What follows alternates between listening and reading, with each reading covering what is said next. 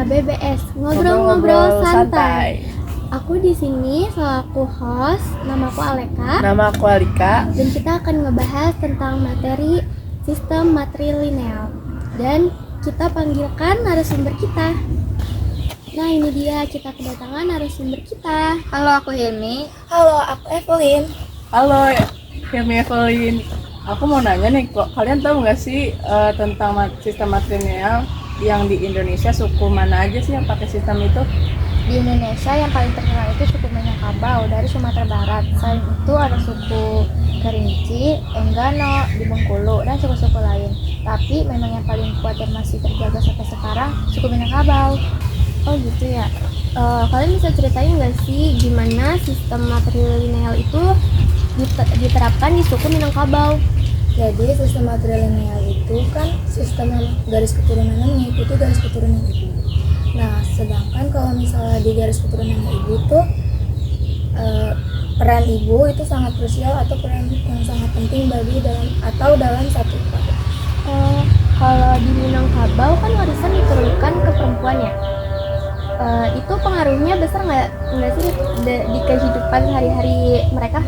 Iya, cukup besar karena perempuan dianggap sebagai pewaris utama. Mereka punya posisi penting dalam keluarga dan masyarakat. Misalnya keputusan soal tanah atau rumah biasanya melibatkan perempuan. Tapi bukan berarti laki-laki gak penting. Mereka tetap dihormati, terutama mama, paman dari pihak ibu yang sering jadi penasehat semua. Di Minangkabau kan warisannya diturunkan ke perempuan ya. Itu pengaruhnya besar nggak sih dalam kehidupan sehari-hari mereka?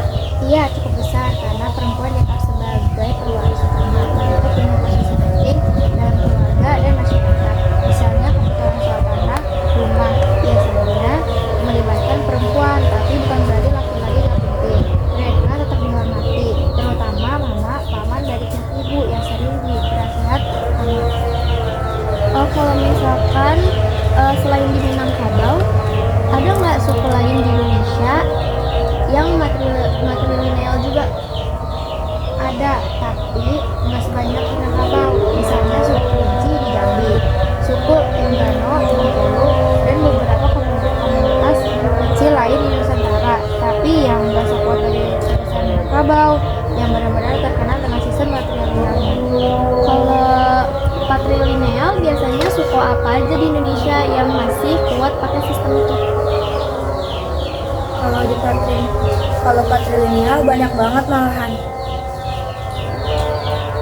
Contohnya suku Batak dari Sumatera Barat, dari Sumatera, suku Jawa, Bali, Bugis, dan sebagian besar masyarakat di Indonesia masih patrilineal.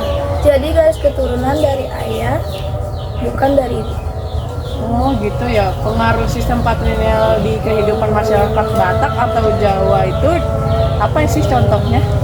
Kalau di Batak, marga itu diturunkan dari ayah ke anak laki. Jadi marga itu identitasnya banget.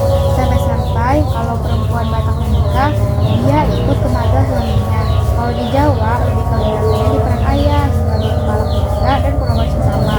Sedangkan anak laki-laki biasanya lebih diutamakan dalam warisan atau melanjutkan garis keturunannya. Oh gitu ya. Sekarang kalau kita lihat ke luar negeri, ada nggak sih negara yang masih ikut sistem matrilineal? Ada, walaupun jarang. Contohnya suku-suku Kasi di India, Masuo di Tiongkok, masih suku-suku di Afrika. Mereka masih pakai sistem matrilineal dalam keluarga dan pewaris harta. Oh gitu, contohnya di suku Kasi di Indonesia itu sistemnya matrilineal itu kayak gimana sih contohnya? Jadi contoh di suku Kasi, harta keluarga diwariskan ke anak perempuan bungsu.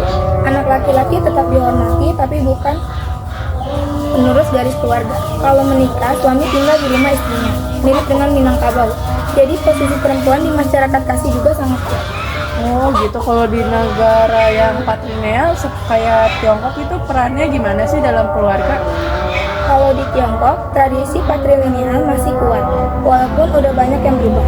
Dulu hanya anak laki-laki yang dianggap utama. Anak perempuan kalau menikah biasanya dianggap jadi bagian keluarga suaminya.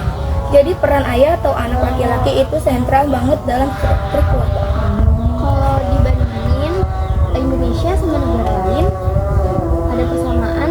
atau perbedaan menarik enggak sih soal cara mereka jalanin sistem Persamaannya baik di Indonesia maupun di luar negeri, sistem matrilineal maupun patrilineal sama-sama menentukan siapa yang punya hak atas harta, siapa yang jadi penerus garis keturunan, dan bagaimana struktur keluarga dibentuk. Bedanya di Minangkabau misalnya, meskipun perempuan jadi pewaris utama, laki-laki tetap punya peran penting sebagai pengelola. Sedangkan di negara seperti Tiongkok, laki-laki biasanya lebih dominan dan posisi perempuan cenderung lebih lemah dalam sistem keluarga tradisional. Oh gitu ya, Nini. Terima kasih ya Kak udah mau datang